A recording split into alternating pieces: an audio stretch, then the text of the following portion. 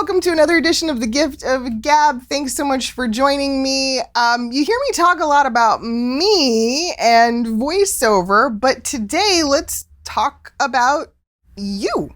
How often do you do that? Because you should be. A lot. Talking about you. Want to talk about it? Well, I have a wonderful electronic invention I want you to see. It looks something like this. I have had the pleasure or displeasure, depending on how you look at it, of reading and seeing thousands and thousands of voiceover bios and voiceover websites throughout my years of being a voice actor, being a coach, being a casting director, all of the different things and jobs and hats that I've had in this industry. And one thing I can tell you that's really, really interesting about this business is how many people will talk around their skill set and around themselves. It's fascinating to me. We're in this to make money. We're in this because it's a business, and you are here to sell yourself, to sell your skills, and ultimately to make money. The only way to do that is to be super specific about what you do. It is to be bold about your skills and the things that make you awesome. And it is to not beat around the bush about what makes you, you, and ultimately amazing. There's a weird sense of, I was taught to be humble, or I don't want to brag, or I'm uncomfortable talking about myself. Come on, Buttercup, suck it up. You got to get over that, because now is the time. If you won't talk about you, I hate to break this to you, then nobody will. And no one is going to pick up that conversation. So you have to take those steps.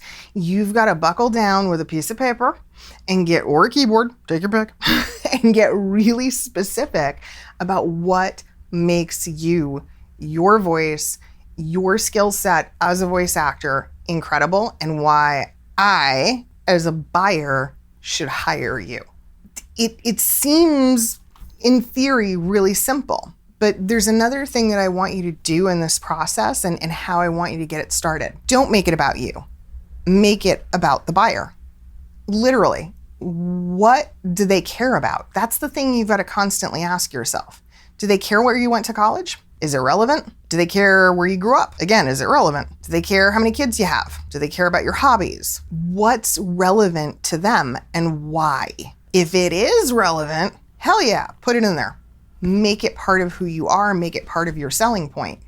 If it's not relevant, leave it out. That's the kind of logic that you have to use in making these decisions. And most importantly, above all else, when you are putting all of this together, describe in detail the characters that you play and why I would be an absolute idiot not to hire you to play X, Y, and Z. Because that's what's most important. I, as the buyer, don't want to miss out on a chance to work with the best, whatever you are, life of the party, soccer mom, millennial badass, whatever that looks like. Whatever you use to define yourself, and you gotta define yourself. Start thinking about it. Start getting bold.